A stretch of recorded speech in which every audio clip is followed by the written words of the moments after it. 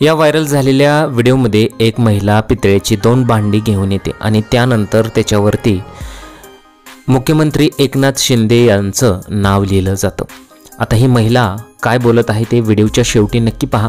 ही नक्की घटना काय आहे ते आता पाहूयात। त्यापूर्वी चॅनलवरती नवीन असाल तर मराठी न्यूजला जरूर सबस्क्राईब करा।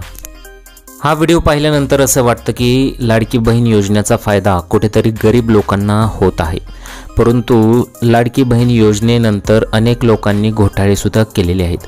धुळ्यातील एका भगिनीने मुख्यमंत्री माझी लाडकी बहीण योजनेतून मिळालेल्या 4500 रुपयातून पितळेचे 2 हंडे विकत घेतले आणि त्यावर भावाकडून सप्रेम भेट म्हणून माझे नाव टाकले। ते पाहून आनंदाश्रू तरळले असं भावनिक ट्विट मुख्यमंत्री एकनाथ शिंदे यांनी त्यांच्या अधिकृत अकाउंटवर केलेलं आहे। दरम्यान लाडकी बहीण योजनेचा प्रचार व प्रसार करत महिला मतदारांना आकर्षित करण्याचं काम चालू आहे का असा प्रश्न सुद्धा इथं उपस्थित होत आहे। तर 1,500 रुपयात काय होतं असा प्रश्न सुद्धा अनेक लोक उपस्थित करत होते, परंतु खरोखरच गरीब लोकांना यापासून मदत होते। या व्हिडिओमध्ये ही महिला काय बोलत आहे ते आता तुम्ही पहा।